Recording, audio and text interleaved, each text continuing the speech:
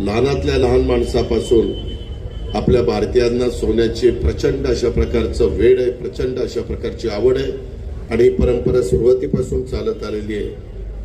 परंतु एकंदरीतच लोकांचे राहणीमान बदलत आहे, परचेसिंग पॉवर वाढतीये आणि त्यावेळेस साहजिकच प्रत्येक जण सोन्याचे दुकानामध्ये जाऊन चांगल्या पद्धतीचं सोनं घेण्याचा प्रयत्न करतात. उद्याच्याला कुठला प्रसंग आला तर सोनं त्या बाबतीमध्ये आपल्याला मॉर्गेज पण ठेवता येतं बँकेमध्ये आणि 2 पैसे पण त्यामध्ये नड भागवता येते.